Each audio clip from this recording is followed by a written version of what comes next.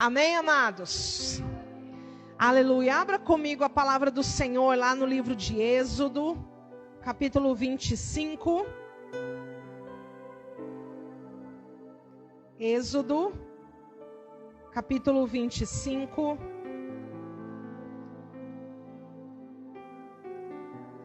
Aleluia. Quantos estão felizes com o Senhor nessa noite? Diga amém. Glória a Deus, aleluia. Quantos aqui teriam um testemunho poderoso para contar? Oh glória, todo dia, amados, se você parar para pensar, a gente tem um testemunho poderoso da parte de Deus. Não é verdade? Amém. Vamos ler a palavra do Senhor lá em Êxodo capítulo 25, a partir do versículo 1. A palavra de Deus vai nos dizer assim: Então disse o Senhor a Moisés: Fala aos filhos de Israel que me tragam uma oferta. De todo homem cujo coração se mover voluntariamente, dele tomareis a minha oferta. Esta é a oferta que recebereis deles: ouro, prata, bronze, estofo azul, púrpura, carmesim, linho fino, pelos de cabras, peles de carneiros tingidas de vermelho, peles de animais marinhos, madeira de acácia, azeite para a luz, especiarias para o óleo da unção e para o incenso aromático, pedras ônix e pedras de engate, para a estola e para o peitoral. E me farão um santuário, para que eu habite no meio deles, conforme tudo o que eu te mostrar, para o modelo do tabernáculo e para o modelo de todos os seus móveis, assim mesmo o fareis. Aleluia, glória a Deus. Amados, então, eu gostaria de compartilhar com a igreja esse estudo sobre esse tabernáculo de Moisés. Por quê? Porque existe muita coisa, existe muitos mistérios da parte de Deus que estão contidas neste tabernáculo. E se nós conseguimos identificar o que o Senhor deseja revelar através desse tabernáculo, nós vamos conseguir identificar muitas coisas dentro da palavra de Deus. Amém? Então a primeira coisa que eu preciso saber sobre o tabernáculo é que ele não é só algo lá da velha aliança, não. Se você observar bem, nós vamos encontrar o tabernáculo em várias passagens bíblicas. A gente pode encontrar o tabernáculo, inclusive no livro do Apocalipse. Amém?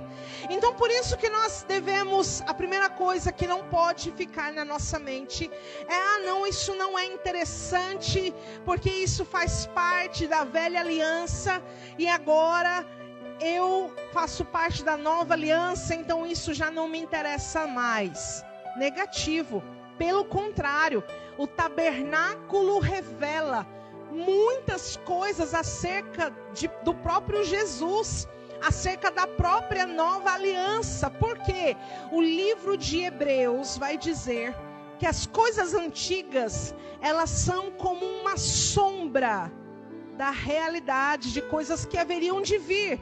O que é uma sombra? Por exemplo, se você fizer com a palma da sua mão uma sombra, você consegue identificar que ali tem uma mão? Sim ou não? Sim, mas você não consegue identificar se aquela unha está pintada, qual é a cor daquela unha. Por quê? Porque é só uma sombra, mas você consegue identificar o que aquilo quer dizer. Da mesma forma é as coisas do Antigo Testamento. Nós não podemos de forma nenhuma ignorar essas coisas e dizer: não, isso não faz mais parte, porque agora a gente está na nova aliança. Não, O que está na antiga aliança é uma sombra, amém? De uma realidade que nós, como filhos de Deus, vivemos e estaremos vivendo daqui a um tempo. Glória a Deus. Então hoje nós vamos estar falando sobre esse tabernáculo. Hoje nós vamos começar a nos familiarizar com esse tabernáculo. Pode ser que você vai ouvir coisas que você já ouviu. Pode ser que você vá ouvir coisas que você ainda não ouviu. Mas é necessário nós termos uma visão abrangente, uma visão ampliada do que é o tabernáculo, para depois a gente estudar cada particularidade, cada minúcia desse tabernáculo. Amém? Glória a Deus. Então, qual que é a primeira coisa, amados? Por que o Senhor Deus se preocupou, se interessou em pegar o povo dele, que estava ali no meio de um deserto, habitando em tendas? Por que ele se preocupou em fazer, em construir, em pedir para que Moisés confeccionasse um tabernáculo? Essa é a primeira pergunta que você precisa saber responder acerca do tabernáculo. E essa pergunta, ela está muito clara aqui no versículo 8, que diz: e me farão um santuário, para que eu habite no meio deles. Que Deus maravilhoso que é esse! Um Deus santo, um Deus maravilhoso, glorioso. Nem o universo inteiro comporta a glória e a grandiosidade desse Deus. Mas Ele ama tanto os seus filhos. Ele ama tanto aqueles que Ele criou, que Ele deseja habitar no meio desse povo. Porque Ele quer resgatar algo que foi perdido lá no Éden. Entendeu? Por causa do pecado, nós perdemos essa conexão com Deus. E aí o Senhor traça um plano. E Ele nos dá um mapa para voltarmos para casa. Você consegue imaginar o quanto isso é lindo? Eu não sei você, mas eu já tive experiência de ficar perdida. Eu me lembro, eu vou contar para vocês, a minha irmã vai querer me matar, mas eu vou contar. Quando a minha irmã era adolescente, e ela pedia para minha mãe: mãe, deixa eu ir na matinê, né, que naquela época chamava matinê. Mãe, deixa eu ir na matinê. Aí minha mãe falava assim para ela: tá, você vai, mas só se a Fernanda for junto com você, porque daí eu era a irmã mais nova, né? Teoricamente eu ia cuidar dela, né? Tipo assim, né? Ia impedir ela de fazer as bagunças que ela queria fazer. E aí ela brigava, falava: não, eu não vou levar. Você só vai se a Fernandinha for. Era assim que minha mãe falava. Aí por fim, porque ela queria muito ir, ela me levou. E aí chegou lá, ela me colocou sentada num banco e falou assim: você não sai daqui, porque eu só vou lá no banheiro.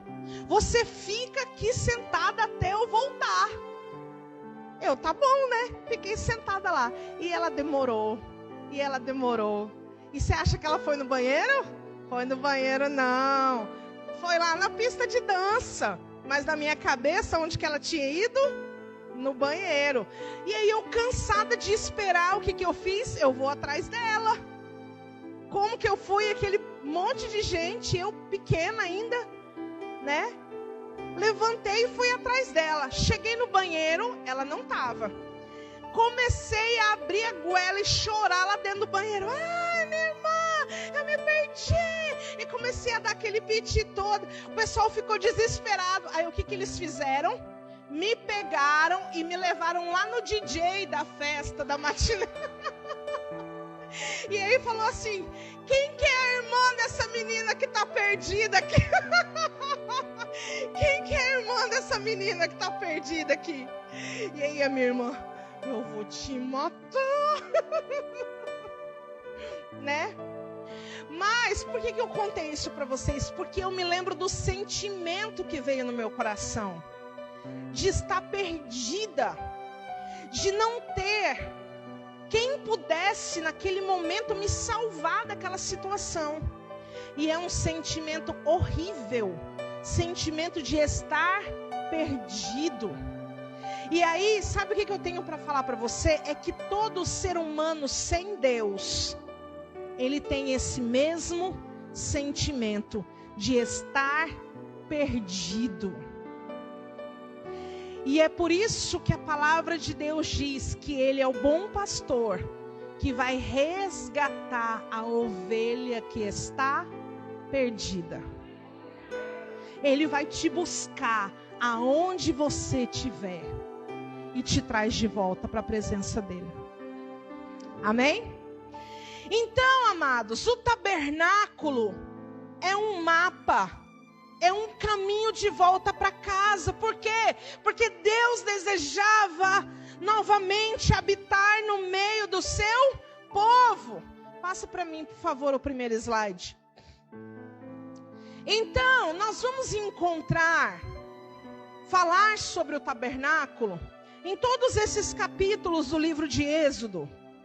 Você pode anotar e ler na sua casa, porque aqui a gente não vai ter tempo para ler todos eles. Amém? Mas você pode estar anotando. E aí depois você, com calma, você vai assistir essa palavra de novo. E você vai ler o que está escrito na tua Bíblia. Amém? Porque aqui a gente não traz invenção. Aqui a gente prega o que está na Bíblia. Amém? Glória a Deus. Pode passar para o próximo slide. Então, amados, olha só que coisa interessante. Vocês conseguem ler? Porque eu não consigo. Ali está dizendo que, na verdade, a melhor tradução para esse versículo, se fosse pegar no original da palavra, a melhor tradução seria colocar, ali está todo, né, o que a gente lê no hebraico. E essa palavra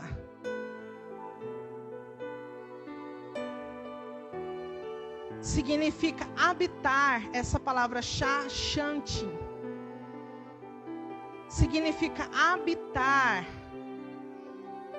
E aí a melhor tradução, pega só o que está escrito de vermelho aqui, só para a gente concluir essa parte. A melhor tradução seria: e me farão um santuário, e habitarei dentro deles. Glória a Deus. Hoje, esse santuário, esse tabernáculo ainda existe? Sim ou não? Sim, só que de uma forma diferente. Esse tabernáculo, esse santuário, somos eu e você. E é por isso que o Senhor diz: eu quero habitar dentro de você. Amém? Você consegue entender a grandiosidade disso? Um Deus santo, glorioso, majestoso, poderoso, poderia construir o maior castelo, poderia construir a melhor habitação, mas Ele vai escolher, Ele vai desejar habitar dentro de mim e dentro de você. Glória a Deus.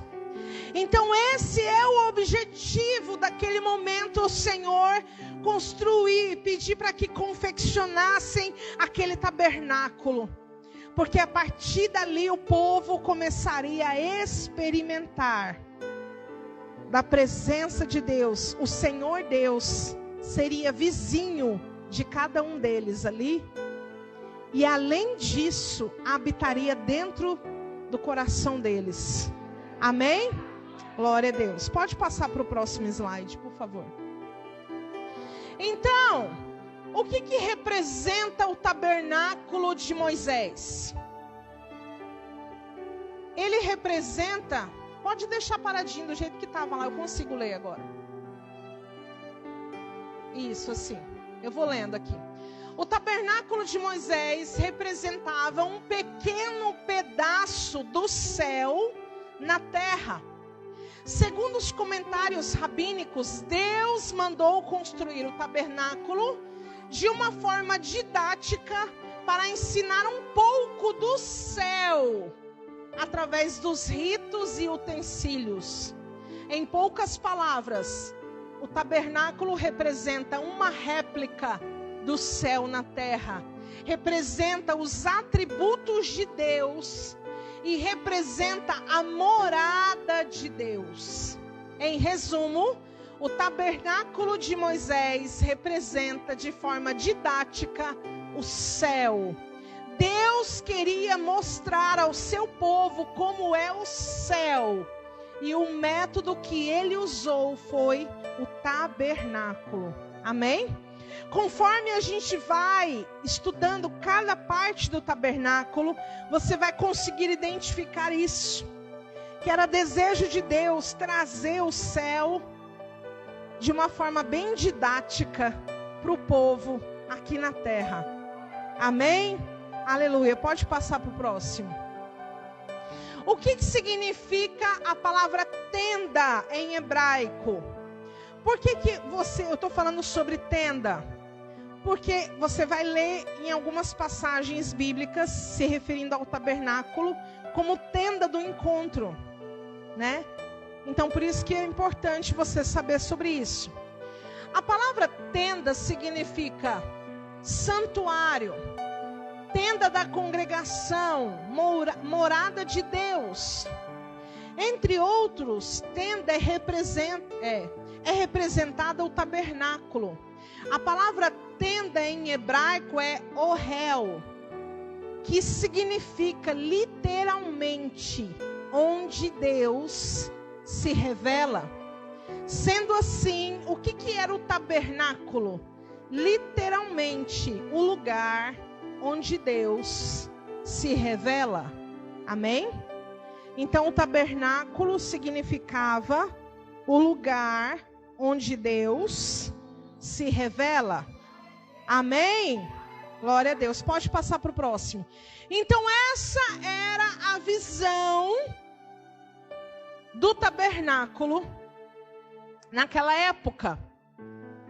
E aí, o restante do povo, das tribos, eles ficavam divididos nos 4 lados, assim eles tinham que armar suas tendas ao redor de todo esse tabernáculo.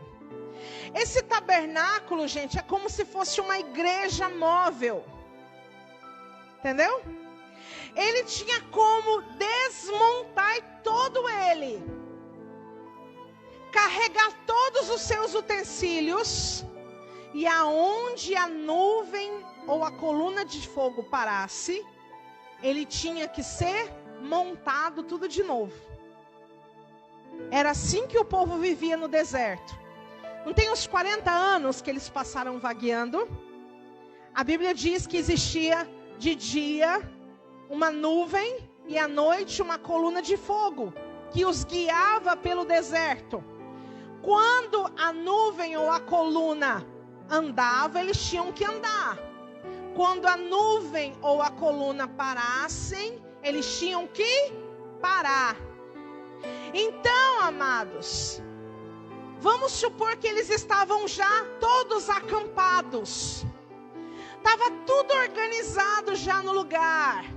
Aquele tabernáculo ali que a gente está vendo já estava todo montado. E vocês vão ver que não era uma tarefa fácil montar algo parecido com esse tabernáculo. E aí, de repente, a nuvem se levantava e começava a andar. Não tinha como eles falassem: ah, mas nós acabamos de montar esse negócio. Não. Se eles não quisessem morrer no deserto, eles tinham que apressar desmontar tudo e ó, partiu. Literalmente era Deus conduzindo aquele povo durante todo o tempo. Amém? E tem mais um detalhe. Não podia desmontar tudo o tabernáculo e ir colocando em cima de qualquer carroça, em cima de qualquer coisa para andar rápido, não. Sabia disso? Os utensílios tinham que ser cobertos com certos tipos de pano. Somente a tribo de Levi é que poderia manusear, transportar aqueles utensílios, aquelas hastes, todas aquelas coisas, tinham as pessoas certas. Sabe o que eu aprendo com isso? Deus, Ele não muda. Quantos concordam comigo? Deus, Ele é detalhista e minucioso. E Deus já decidiu a forma como Ele quer ser servido. Amém? Então você acha que nessa época o povo tinha que ter todo um rigor para fazer as coisas de Deus? Para cuidar das coisas de Deus? Você acha que hoje é diferente? Você acha que hoje dá para chegar diante de Deus e querer oferecer para Ele uma adoração qualquer? Você acha que hoje dá para chegar diante de Deus e dizer assim: ah, Deus, eu te amo, mas eu quero te servir do meu jeito? Não dá. Porque Ele já determinou o jeito que Ele quer ser servido. E Ele não aceita menos do que Ele já determinou. Amém? Glória a Deus. Então essa era a visão do tabernáculo. Nós vemos ali ao redor, tinha como uma cerca que era feita de cortinas de linho. Ali nós vemos o primeiro portão.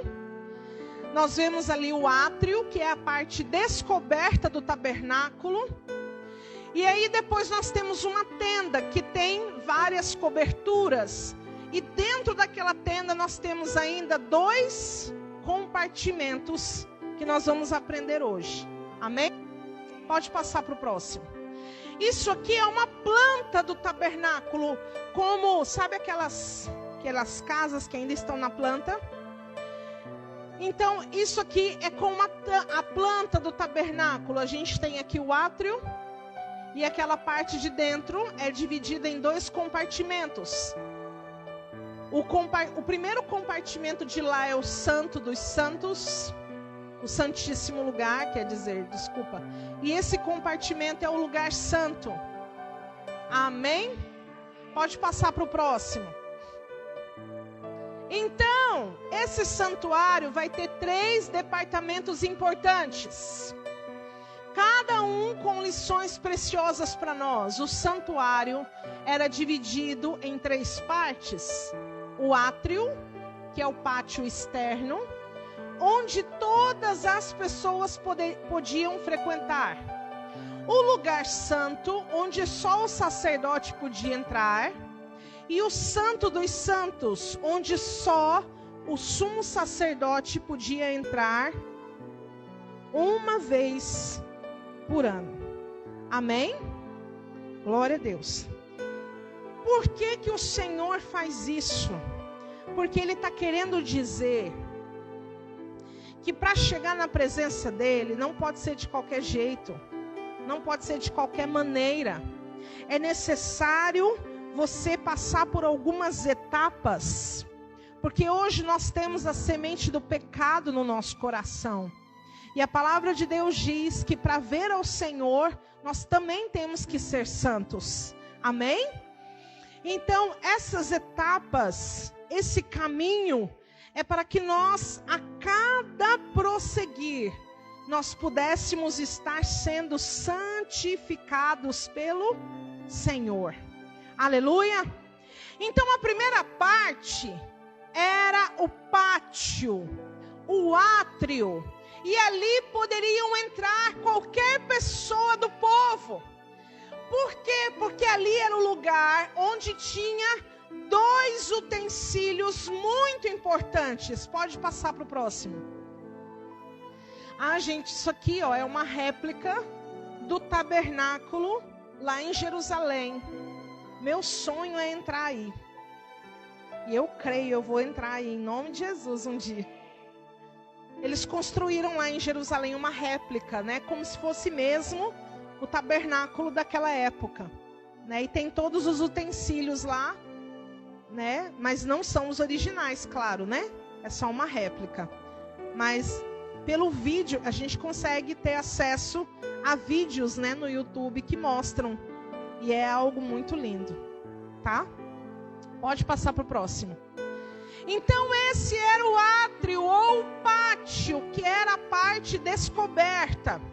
E ali, quando a pessoa entrava, tinha 2 utensílios muito importantes. Os 2 eram feitos de bronze. Depois nós vamos entender por que eram feitos de bronze. Hoje nós não vamos falar sobre isso.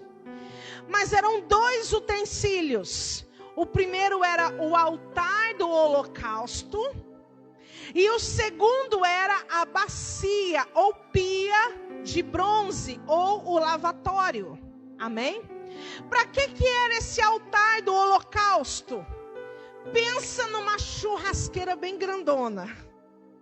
Era o altar do holocausto, porque ali eram colocados todas as ofertas, todos os sacrifícios que iriam ser queimados, oferecidos ao Senhor, como oferta pelo pecado, como oferta pela culpa, como oferta de gratidão.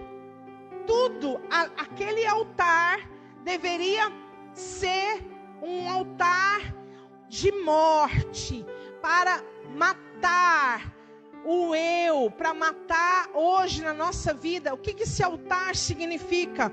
É quando nós encontramos Jesus, amém?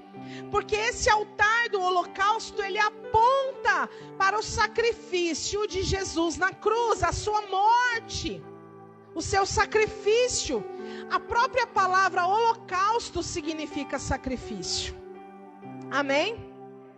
Então, hoje, para nós, o que esse altar significa?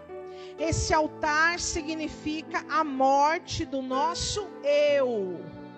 A palavra de Deus diz: aquele que quiser ganhar a sua vida, perdê-la. A palavra de Deus diz, Jesus dizendo: aquele que vier após mim, negue-se a si mesmo. O que significa negar a si mesmo? Morrer para as suas próprias vontades, para os seus próprios desejos. Amém? É você entender que a partir do momento que a sua vida está na mão de Deus, que a partir do momento que o seu coração foi entregue para Jesus, a sua vida pertence a Ele. E a partir dali, sabe qual que é o nosso direito? De não ter direito nenhum mais. Amém? Por quê? Porque se eu ficar requerendo os meus direitos, significa que a minha vontade ainda está viva, muito viva, vivíssima da Silva. Entendeu? Então, assim como Cristo morreu na cruz, a palavra de Deus tem que se cumprir na minha vida. Por amor de ti, somos entregues à morte todos os dias. É a morte da nossa própria carne, dos nossos próprios desejos. Não vivo mais eu, mas Cristo vive em mim. Amém? Isso é o altar do holocausto. Servia para aquele povo naquele momento oferecer a Deus um sacrifício, e serve para nós hoje oferecer os nossos corpos como sacrifício vivo ao Senhor Deus, digno de toda honra, glória e louvor. Amém?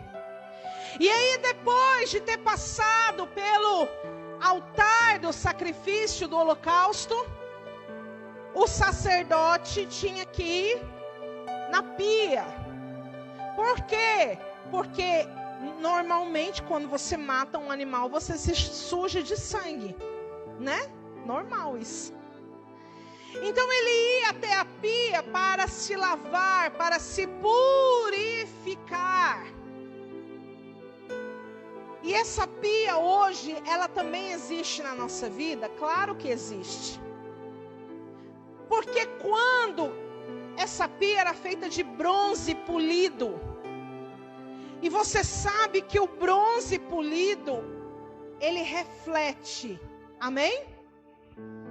Então, quando o sacerdote chegava diante da pia, ele conseguia ver a sua imagem naquela bacia, naquela pia, e ele sabia exatamente aonde ele estava sujo e aonde ele precisava se lavar.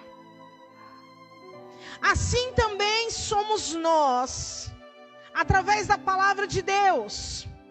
Não adianta ficar só no altar do sacrifício. É necessário que nós avancemos para a pia e possamos ver que nós não somos mais escravos do pecado, mas nós precisamos ver refletidas naquela pia a nossa identidade de filho de Deus. E nos lavar através da palavra do Senhor. Meu irmão e minha irmã, você é filho, você é filha de Deus, você não é mais escravo do pecado, você não é mais uma ovelha perdida, você foi resgatado, você é filho, você é filha, você tem que andar limpo, e não mais lameado com a sujeira do pecado, amém? Você entende agora por que nós precisamos nos batizar? O batismo é quando a gente passa pela pia. Amém? Glória a Deus. Pode passar para o próximo. Tudo que eu falei está aqui, ó. Pode passar então para o próximo. Isso. E aí depois que passava pela pia, o sacerdote estava pronto para entrar no próximo compartimento, que era a parte coberta, a tenda. E o primeiro compartimento era chamado de o santo lugar. Pensa num lugar lindo. Vou só descrever um pouquinho para você entender. Quando ele entrava, a coberta tinha bordado nelas anjos. Com fios de ouro era bordado os anjos. Era uma coberta azul, bordado os anjos com fios de ouro, para simbolizar mesmo a glória dos céus. As paredes de ouro. E aí, lá não tinha iluminação. A única iluminação daquele lugar que era totalmente coberto era o candelabro. Então, nesse lugar santo, nós vamos ter 3 utensílios muito importantes, que são o candelabro de ouro, a mesa de pães e o altar de ouro, ou o altar de incenso. Aqui os 3 objetos do lugar santo. Eu vou falar para que significa cada um deles. O candelabro, chamado de menorá, ou castiçal, ele era a única iluminação daquele ambiente.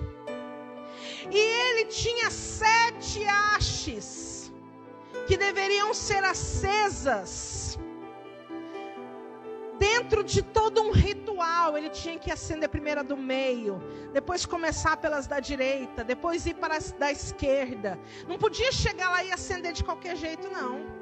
Aí ele tinha que fazer isso de manhã e à tarde. De manhã e à tarde, todos os dias. Tinha que limpar as cinzas daquelas lâmpadas para que isso não impedisse o pegar fogo nas lâmpadas. E isso simboliza hoje o quê? Simboliza os 7 Espíritos de Deus, que fala lá em Isaías. Simboliza o quê? As 7 igrejas, que fala lá em Apocalipse, a partir do capítulo 2. Amém? Por que, gente? Porque nós somos a luz do mundo. Lembra que Jesus disse: vós sois a luz do mundo.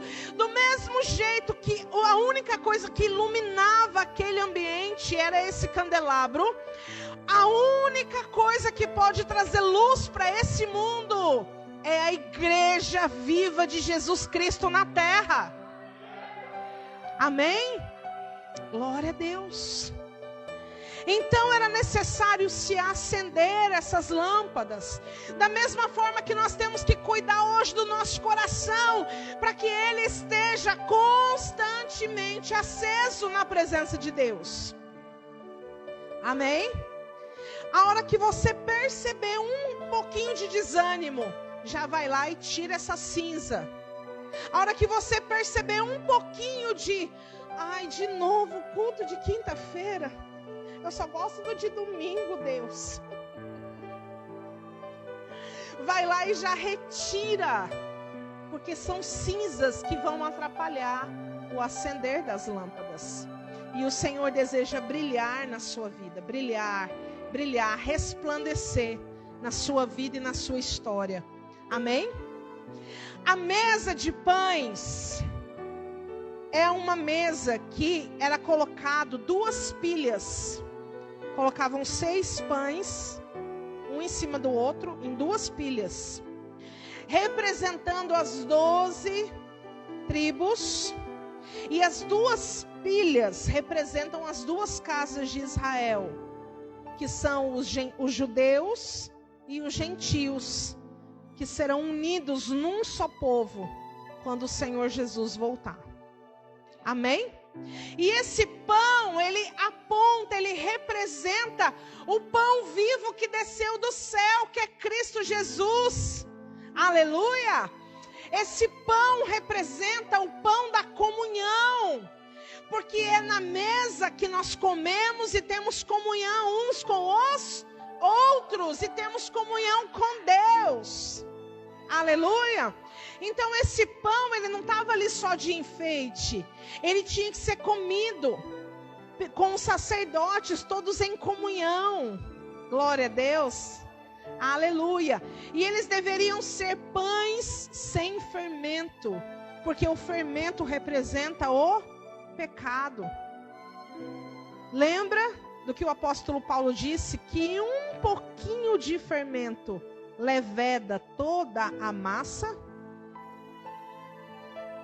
Um pouquinho só de pecado contamina todo o corpo. Alguns pregadores já deram esse exemplo aqui, eu quero trazer de novo. Se você tiver com muita sede, eu pegar uma garrafa de água e pegar uma gota só da água do esgoto que passa ali e pingar dentro dessa garrafinha e dar para você e falar: não pode beber, fulano. É 99% pura, só tem 1% que está contaminado. Você bebe? Mas você tem que ter fé. A Bíblia diz que se tomares algo mortífero, nada vos fará dano. Ninguém é bobo de beber. O pecado é do mesmo jeito na vida do ser humano. Só precisa de uma gotinha dele para contaminar todo o resto. É por isso que nós temos que nos arrepender diante de Deus todos os dias. E deixa eu falar isso para você, que esses dias eu ensinei isso para o meu filho, para o Max. Para com essa conversa fiada de chegar diante de Deus falando assim: Pai, me perdoa pela minha multidão de pecados. Deus está te olhando. Dá nome para o teu pecado.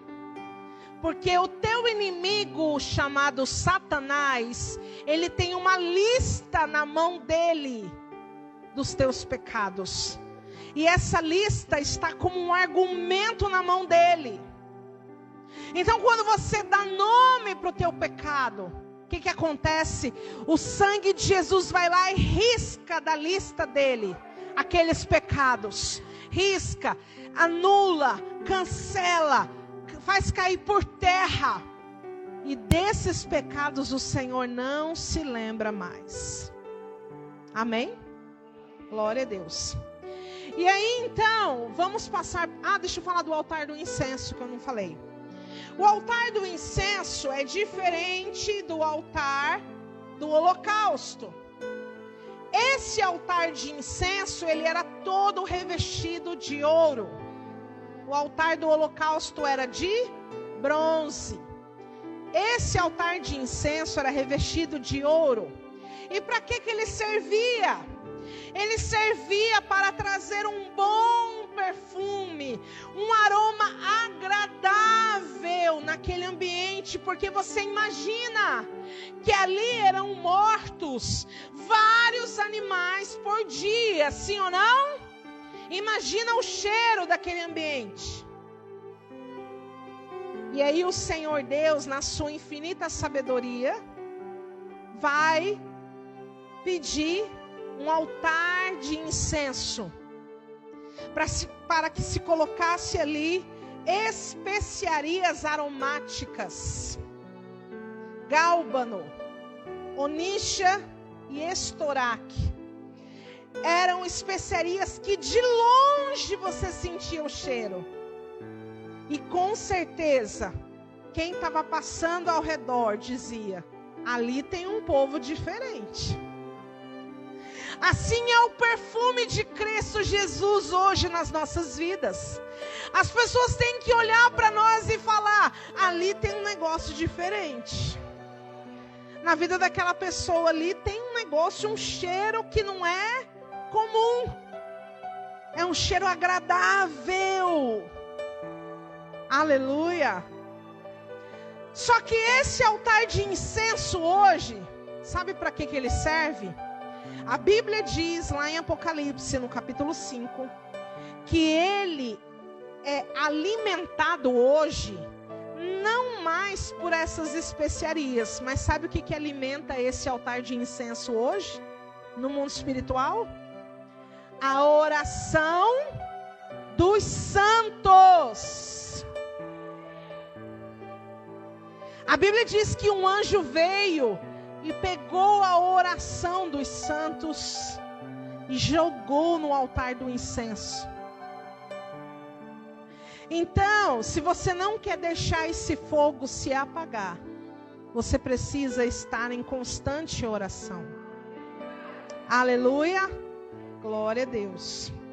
E aí, quando era uma vez por ano, na festa da purificação, no dia de Yom Kippur, onde o sumo sacerdote tinha que entrar para fazer a aspersão do sangue, no terceiro compartimento, que é o Santíssimo Lugar, ele pegava um incensário com a fumaça desse altar de incenso, e ele entrava no Santo dos Santos, e antes dele fazer a aspersão do sangue, do propiciatório, ele tinha que encher todo aquele ambiente dessa fumaça, porque ele tinha que se proteger. A glória de Deus era tanta naquele lugar, tanta, que aquela fumaça tinha que esconder ele. Entendeu? Vocês estão entendendo agora? Porque tem uma canção que diz, né? No Santo dos Santos, a fumaça me esconde, só teus olhos me veem. Ah, pastor, agora eu sei o que eu estava cantando. É isso, gente. E aí vamos para o terceiro compartimento, que é o Santo dos Santos, onde ali estava a Arca da Aliança. Pode passar para o próximo. E essa arca da aliança representava a presença de Deus. Era uma caixa feita de madeira de acácia revestida de ouro. E a tampa dela era chamada de propiciatório, a tampa toda feita de ouro. Na sua tampa tinham 2 querubins que estavam com o rosto voltado para dentro da arca e as suas asas escondendo os seus rostos. E aí o que acontece? Aquela arca, aquele propiciatório, uma vez por ano, tinha que entrar ali com o sangue do sacrifício, aspergir 7 vezes em cima do propiciatório, para que o Senhor Deus pudesse perdoar o pecado de todo o povo. E aí todo o povo voltava a ter paz com Deus. Enquanto o sumo sacerdote estava lá dentro do Santo dos Santos, o povo tinha que estar lá fora do tabernáculo fazendo sabe o quê? Chorando, se lamentando, se colocando cinza sobre a sua cabeça em sinal de humilhação. O povo tinha que estar prostrado com a boca no pó, clamando a Deus por misericórdia. Enquanto o sumo sacerdote estava lá dentro fazendo a oferta pelo pecado do povo. E aí a hora que o sumo sacerdote saía de dentro do tabernáculo, isso significava que o Senhor Deus tinha aceito o sacrifício deles. E eles tinham voltado a ter paz com Deus. Tinham sido perdoados dos seus pecados. E aí sim eles iriam celebrar uma festa chamada Festa dos Tabernáculos. Amém? Glória a Deus. O que isso significa hoje para nós? Hoje o nosso sumo sacerdote, chamado Jesus, que é o livro de Hebreus que fala sobre isso, amém? Ele adentrou no Santíssimo Lugar, no Santo dos Santos, e Ele está lá oferecendo propiciação pelos nossos pecados. Enquanto isso, a igreja dele aqui na terra não tem que estar se regalando, não, como alguns pensam que deve estar. A igreja dele tem que estar clamando, se humilhando, clamando por misericórdia, porque a hora que o sumo sacerdote sair de lá, que vai ser na sua gloriosa vinda, amém? Ele tem que encontrar o povo dele dizendo: Maranata, ora vem Senhor Jesus. E o Espírito e a noiva dizem: ora vem Senhor Jesus. Mas sabe o que a igreja de hoje está clamando? Por carro, por casa, por viagem.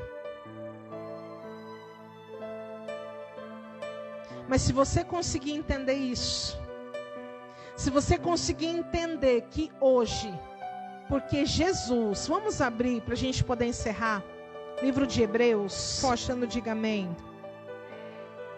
Quem for achando, diga glória a Deus, aleluia. Capítulo 10, amém? Existia um véu, uma cortina, que separava o santo lugar do santíssimo lugar. Por quê? Porque o santíssimo lugar, a glória de Deus era tanta naquele lugar, que só podia entrar uma vez por ano mesmo ali. Então existia esse véu para separar. E não era um véu, quando a gente fala véu, a gente pensa num negócio fininho assim, não era não. Era uma cortina grossa, bem grossona mesmo. E aí, a palavra de Deus vai dizer que no momento que Jesus morre na cruz, o véu do templo se rasgou de alto a baixo. Simbolizando o quê? Que a partir daquele momento, o Senhor Deus já não fazia mais separação entre os homens, que nós agora poderíamos ter acesso à sua gloriosa presença através do sacrifício de Jesus Cristo. Mas sabe o que o povo faz hoje? Considera isso a coisa mais comum do mundo. Você ter o privilégio de chegar diante de Deus e só dizer assim, ó, Pai, que Deus já te ouve. Você só chega diante de Deus e diz, Abba, Pai, eu estou aqui. E a glória de Deus já vem. Olha o que a palavra de Deus diz em Hebreus, no capítulo 10, no versículo 19. Portanto, irmãos, tendo ousadia para entrar no Santo dos Santos, pelo sangue de Jesus, pelo novo e vivo caminho, que Ele nos consagrou pelo véu, isto é, pelo seu corpo.